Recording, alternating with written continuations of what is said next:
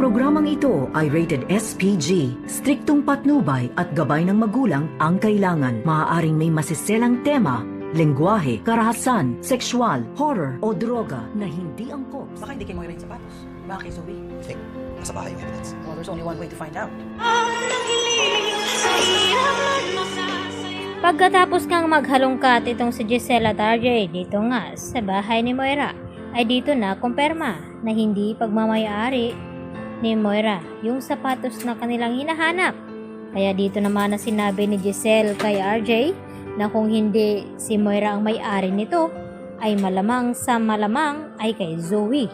At agad naman na nagtungo itong dalawa na si RJ at Giselle sa bahay nito ni RJ, at dito na nga nila na kumpirma na naroon na nga ang sapatos ni Zoe na nakatago. At kamatch nga dito sa ibinigay na ebidensya sa kanila itong nakita ni Giselle at RJ na sapatos ni Zoe. At sakto naman na dumating nga ito si Zoe at nagtanong sa kanila na kung ano daw ang ginagawa nila dito sa kwarto ni Zoe. At dito nga na nilapitan ni RJ ang anak at ipinakita ang sapatos.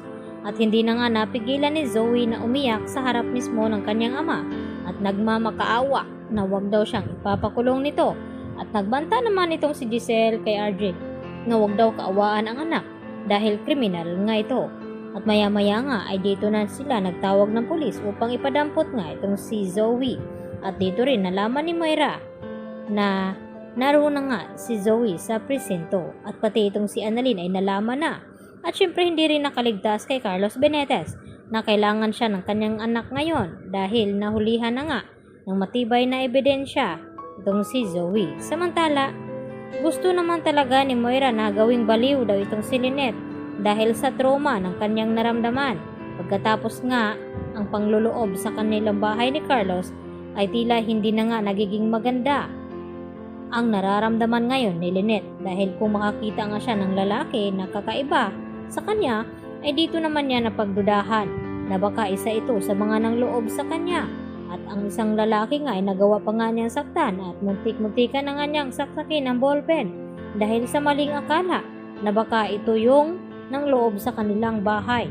At humingi naman ng pasensya itong si Carlos sa lalaki ito, at ganoon din itong si Annalyn na tila matindi talaga ang trauma na naramdaman ngayon ni Lynette. Samantala, hindi pa rin mawala-wala kay Zoe na baka inuusig na nga siya ng konsensya at hindi din daw siya titigilan ng kanyang lolo Pepe hanggang sa hindi daw siya aamin dito kina RJ at Giselle. At sa pagkakataong ito na nga ba ang oras na aaminin na ni Zoe sa kanila na siya nga ang nagtulak kay Don Pepe, subalit ay hindi naman niya iyon sinasadya. At paniniwalaan pa nga ba siya dito ni RJ at Giselle na ngayon nga ay paulit-ulit na nga nagsinungaling itong si Zoe na pinagtakpan ng kanyang ina.